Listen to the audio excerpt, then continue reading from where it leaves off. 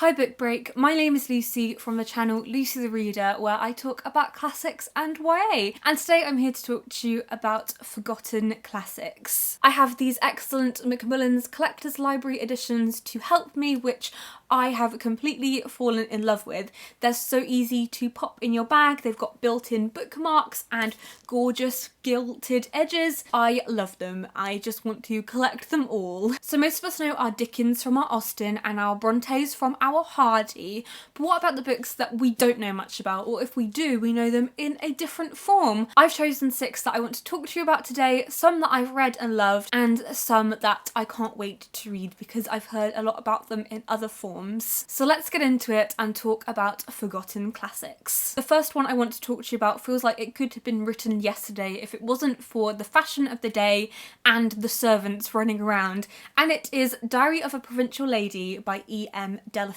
I loved this book and I would describe it as Bridget Jones for the pre-war period. E.M. Delafield has a way with words that is second to none, and the book is actually written in diary entry form. Diary of a Provincial Lady was E.M. Delafield's most successful book, but it's not one that I hear about a lot nowadays, which I think is such a shame because it's really witty, very honest and open, and gives you a really good glimpse into what it was like to live in a household and a woman running a household before the Second World War. When I was reading it, I actually forgot that it was written so long ago because it felt so current and so to date that I just was a bit confused at points because I was thinking this could be anybody's life now and not a lot has changed, which is a really nice perspective to have and shows it hasn't aged at all, because you can read some classics and you just don't get the references, you don't really get what's going on, but that's definitely not the case with Diary of a Provincial Lady. One of my favourite quotations is the one from the back that says, "Feel that life is wholly unendurable and decide madly to get a new hat."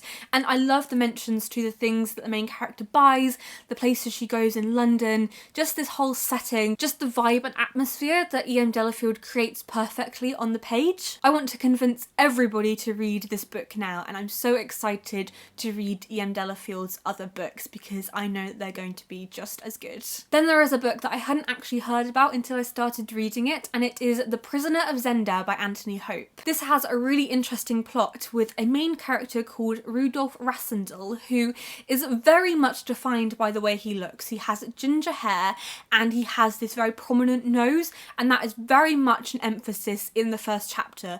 The author, Anthony Hope, really puts it across that this is how he looks. And you then go through the book and find out that this is because there's a bit of a doppelganger situation going on, where there is a royal who has been kidnapped and Rudolph has to take his place and pretend to be him. I was so struck by the voice, and as soon as you read the book, as soon as you read the first page, you get this sense of character that really shines through. The first paragraph is, "I wonder when in the world you're going to do anything, Rudolph," said my brother's wife. "My dear Rose," I answered, laying down my egg spoon. "Why in the world should I do anything? My position is a comfortable one."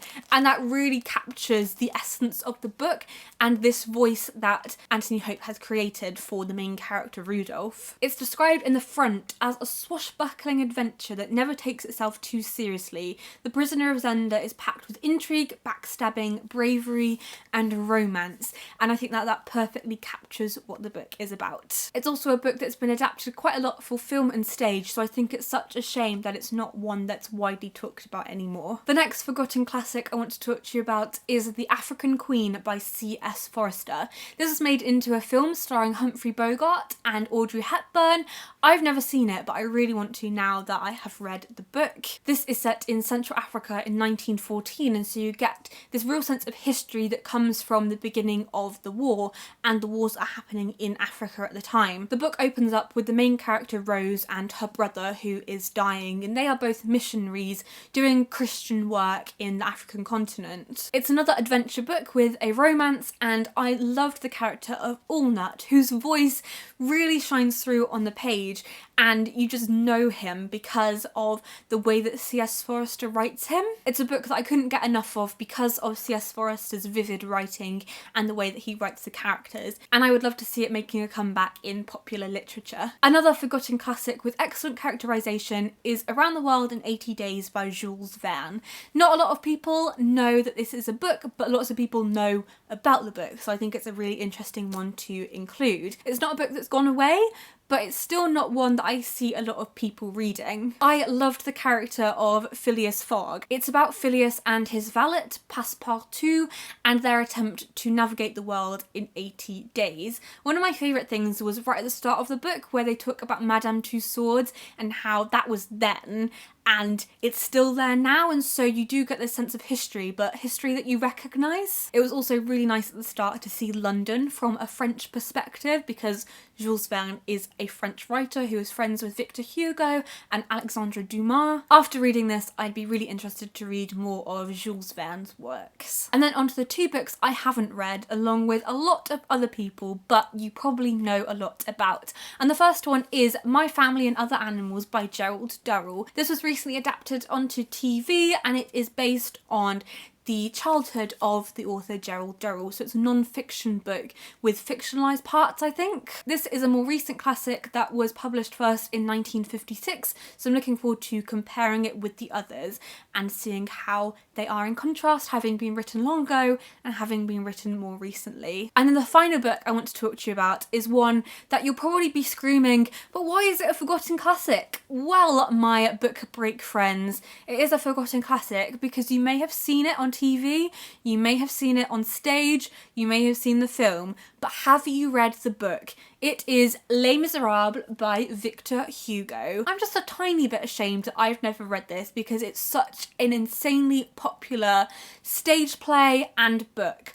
But I feel like it's so popular now that we've kind of separated the book from the stage play, and so people will see the stage play and they'll just see that and they won't think about the book. It's a story of love and revolution in 19th century Paris, and I want to tick it off my bookish bucket list. So I will read it at some point and I really think that you should too. Let's all make it our goal to read it and then we can tell everyone that we read Les Misérables. So thank you so much for watching this video book break. You can find my channel at youtube.com/LucytheReader where I post videos on a weekly basis, and hopefully I will see you soon. Happy reading, book break!